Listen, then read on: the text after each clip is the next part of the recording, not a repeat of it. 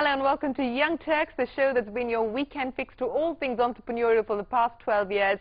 I'm Shireen Bhan. Let's start the show with the big story of the week. Two of our Young Turks, both from 2008, have come together.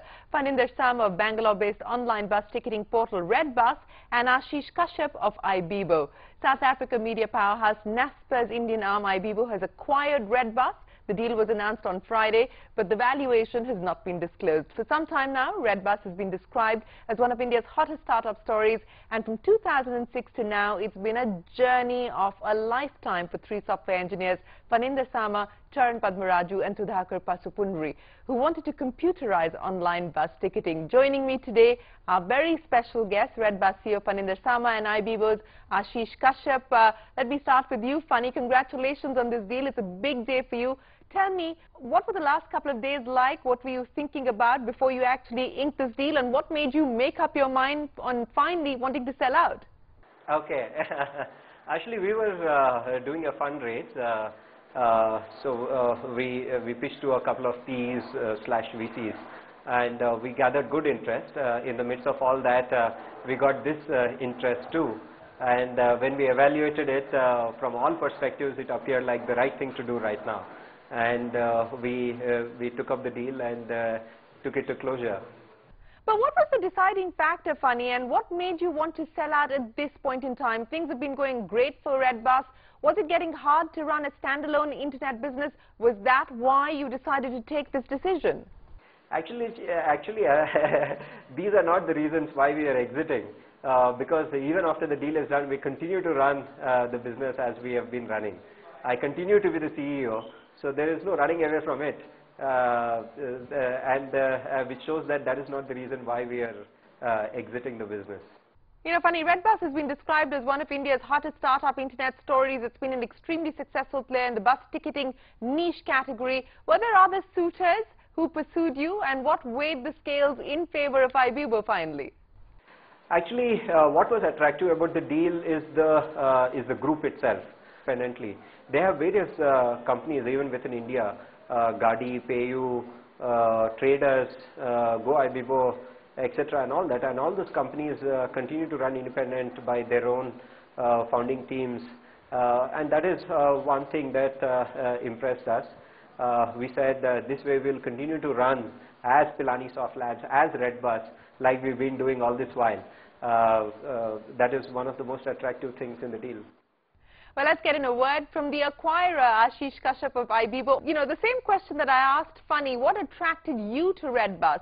It's been described as one of the best internet startup stories over the last couple of years. What was it about redbus that you thought was so compelling?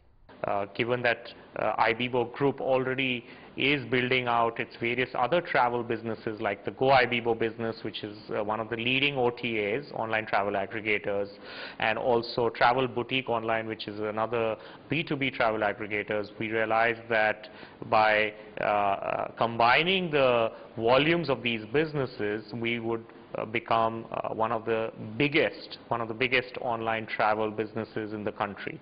You know, Funny, redbus has partnerships and powers bus ticket bookings for Wire.com, Yatra.com, among others. Will these partnerships continue to exist, or will redbus now exclusively power Go Ibibo? Oh, not at all. We continue to power Make My Trip, Wire, Go Ibibo, all the partners that we have. It is very, very clear on all of our minds. That we continue to do execute the business strategies how we've been doing, and specifically on the API front, none of these partnerships will be cut off. Let me ask you, what will Ibibo bring to the table? How do you plan to grow redbus? What kind of growth potential do you really expect for this particular business? So if you look at Ibibo Group, right, it's become a platform for entrepreneurs to create, and not just create and get traction, but also massively scale. We build those competencies in our ecosystem. So while we keep each of these businesses very independently focused, and every CEO and entrepreneur is chasing his or her KPIs and business plans, on the parallel to this, we have created huge competencies to create scale and really go deep into each of the markets. So I think we will bring a lot of know-how both from Ibibo Group and from our parents, Naspers, which owns many successful assets across the world. So we would like to transfer a lot of know-how to Redbus so that, you know, it gets into the next gear of its journey and further scales. What's been the response from your investors, Funny? And you've had a whole bunch of them investing in the company. Was there pressure from them to cash out? Was that part of why you decided to take the decision at this point? But there were no pressures from anybody to do the deal. It is a very happy situation. All through our life we've been happy. When we started we were happy. When we raised the capital our investors were happy. When you're giving them exit, of course they are happy.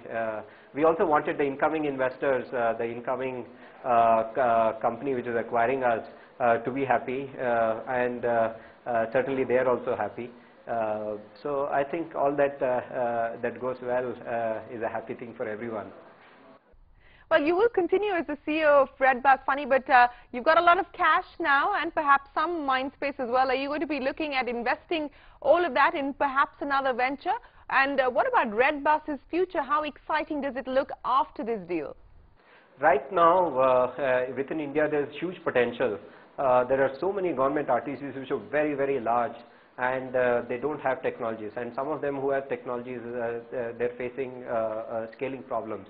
I think that way we have a unique opportunity where we can build our technologies and provide it to these operators, which will build our overall scope of operations. After all these are done, for us to do all these, it will take many more years. We have our hands full. After all this is done, we would, as a natural course of things, we will explore opportunities outside India. All right, Ashish, Kashyap, Phanindra Sama, appreciate you joining us here on Young Turks. We wish you both the very best of luck. That is the big story of the week, Redbus selling out to Naspers Ibibo. But let's move on now. We live in a 24/7 world where the days get longer and the nights shorter. We juggle time zones and traffic, deadlines and dates. Fortunately, courtesy technology and some enterprising entrepreneurs, we have ways of making convenient choices so we can pack in much more into a single day. This week, we focus on 3 businesses that help us live easier lives. Businesses that ensure that we don't fall prey to the Cinderella curse and life doesn't hit the pause button at the stroke of the midnight hour. Our first feature is Food Panda, an online food delivery service with a presence in over 27 countries. Brought to India by former McKinsey consultant Amit Kohli and investment banker turned entrepreneur Rohit Chadda in 2012, the website has partnered with 2,000 restaurants across 10 cities and sees almost 35,000 visitors every single day. Take a look at what this panda can serve up at the click of a button. It's lunchtime and the office cafeteria doesn't excite you, and you don't have time to stroll down to the nearest cafe for a bite. Well, then foodpanda.in could cater to your cravings. Food Panda is a one-stop shop for ordering food online, and it provides a restaurant index that facilitates search by cuisine, restaurants or even price. Unlike other online restaurant directories, Food Panda also allows you to place your order online. The call center tracks your order. There are 2 extra toppings of extra cheese and double meat.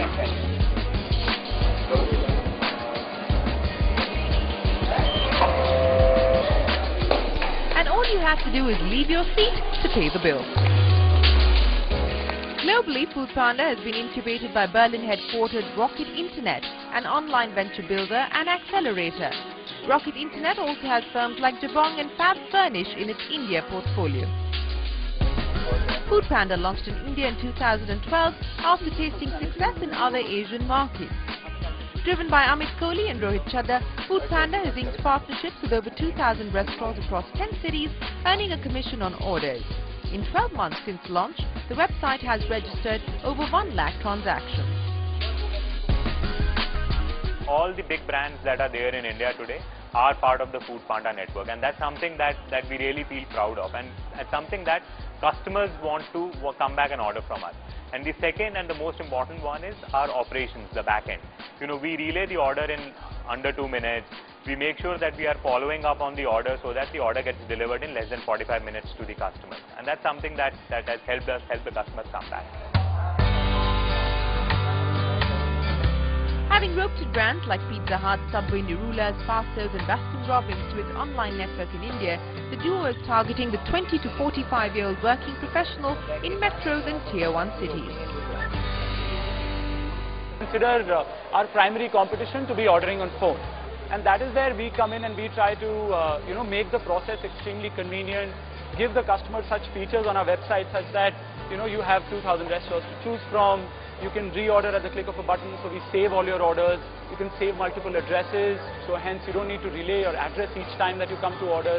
So hence we make the process much more convenient so that to move the customer from phone ordering to online ordering.